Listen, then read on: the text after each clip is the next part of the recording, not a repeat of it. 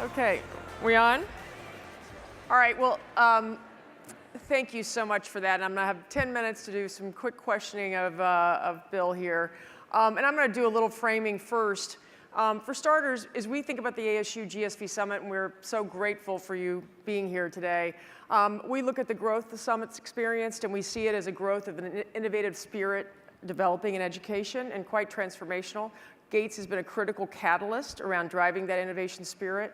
This year, over the 3 days of the summit, we'll have over 350 learning and talent technology companies presenting. That is up sevenfold from when we first started the summit 7 years ago now. There are companies that span the spectrum from pre-K to gray, which is what we like to call it. They come from this year from 40 different countries. We've got an extraordinary influx of global companies. And so from our perspective, learning and talent innovation has really truly gone viral. And one more important note, of the 350 companies this year, 30% of those companies were founded and or are currently led as CEO by women, which is probably not quite good enough. We'd really like to get it to 50, but it's certainly far better than the 6% that we see in the traditional technology. And actually this year also, 26% of the companies were founded or led by leaders of color, which is actually up from just 11% in 2014. So we also feel like the ed tech sector is leading the technology world in creating access, which we're extremely excited about. So we have this room, there's an enormous amount of enthusiasm, the 350 entrepreneurs, and yet I obviously got from your talk, Bill, that you have concerns about the pace of change and about whether we're making adequate impact quickly enough. And I'm just curious if you have advice for the entrepreneurs out there as they think about it. How do we accelerate this pace and have bigger impact on students? Well, in the K through 12 area, the way the products are selected, the way money is budgeted for those, over time, that's really got to change. We've got to free up more of the professional development money.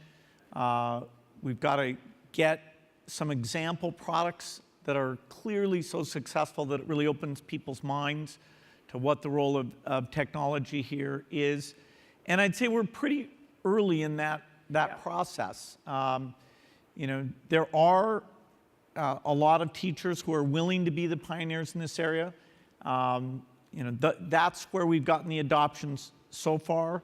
A lot of cases where we try and go beyond and get a district-wide adoption, we really have to look at why the uptake, why the actual usage isn't quite there, because then that creates something that other people hear about, and they're very, very reluctant.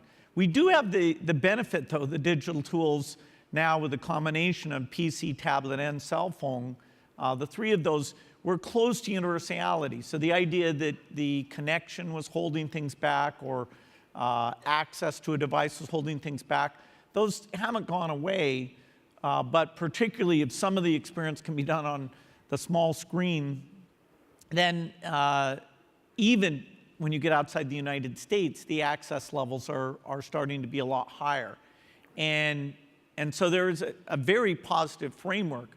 There's a sense of need. As people look at those college readiness numbers, as they look at those completion numbers, and the whole cost equation, higher ed is really staring at a tough set of constraints. And so that should serve to drive the demand. Correct. Well, this morning, actually, Miami-Dade Superintendent Alberto Carvalho said, quote, "One size fits all is over." So the whole topic of personalization, it's been a big theme at the summit for a number of years. It feels to me like we are hitting a proverbial tipping point in the embrace of personalization and a better understanding of what adaptive means, personalized means. You talked about it a little bit in your talk. What do you see over the next 5 years? You talked about summit, but do you see full-scale deployment of personalized technologies and embrace?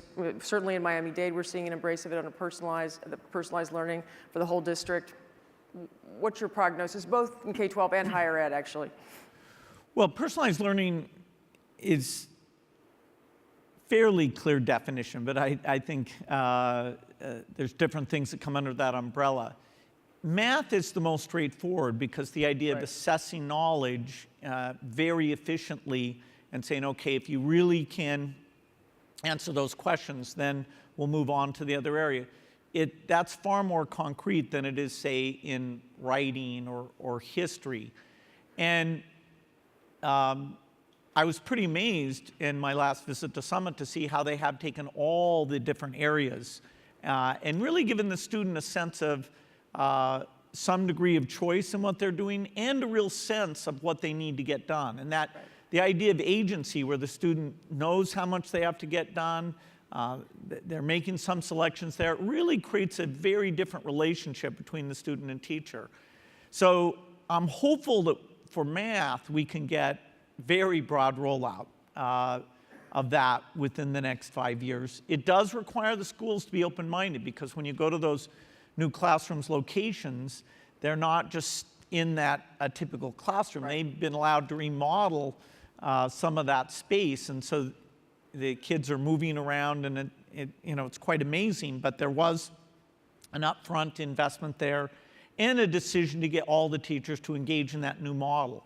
It's a lot easier if you can do the current physical classroom teacher by teacher, and some stuff fits into that. But the biggest impact is where you can make changes in those things as well, and it's a school-wide way of doing things.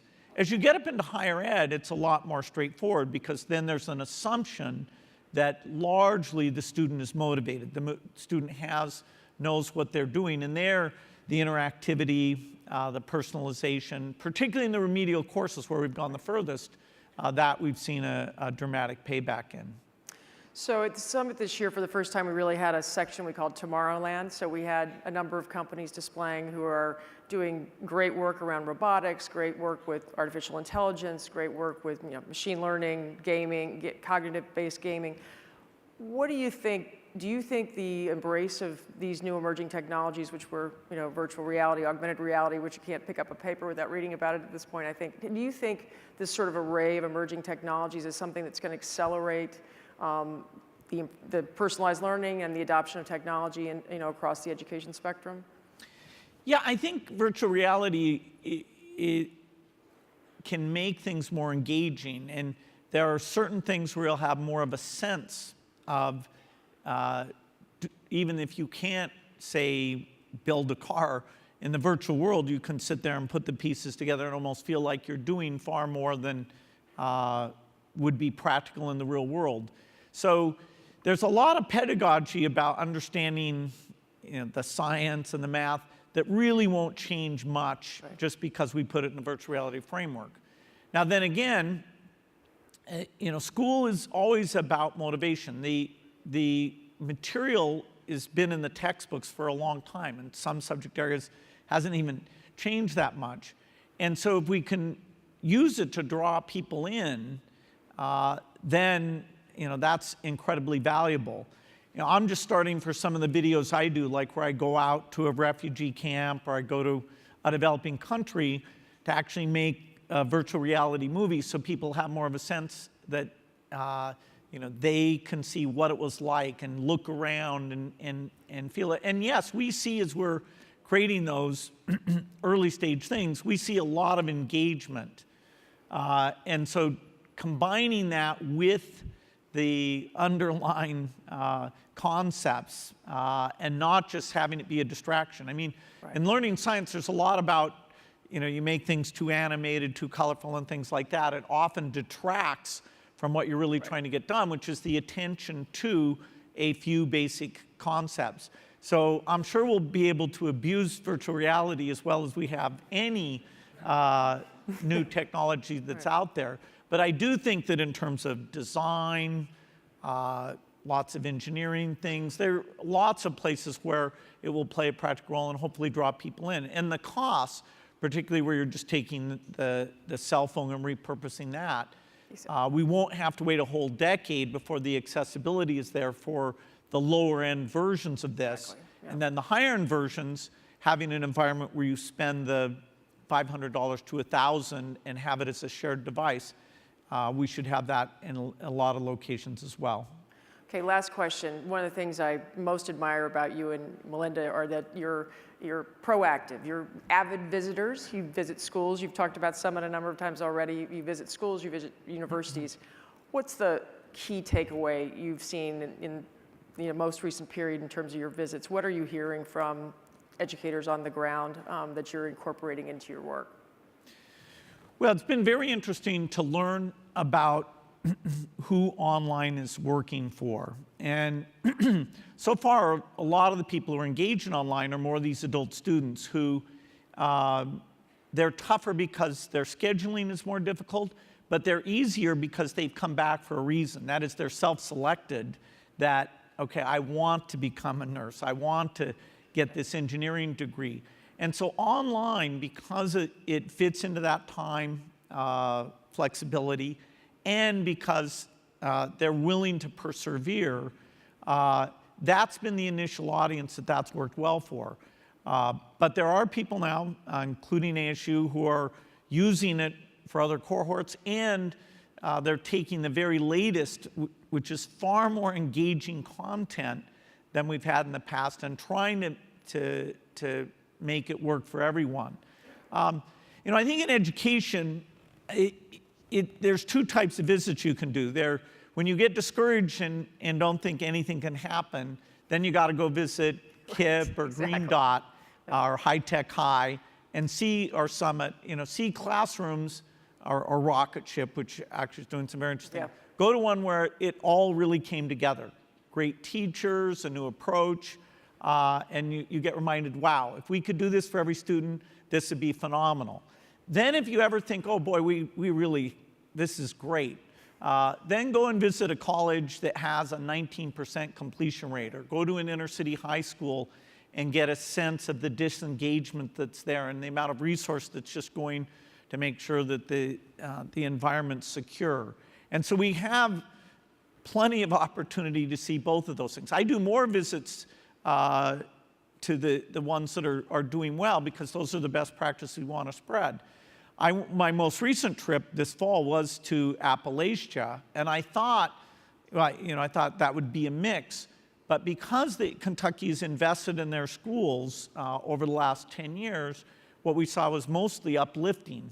These are public schools, very low-income kids, and the way those communities have come together around some of the new curriculum, better professional development was really inspiring. So, that gives you maybe a year or two of motivation until you need to do it even more. Good. Well, let us all thank Bill Gates for joining us today. Thank you so much. That was wonderful.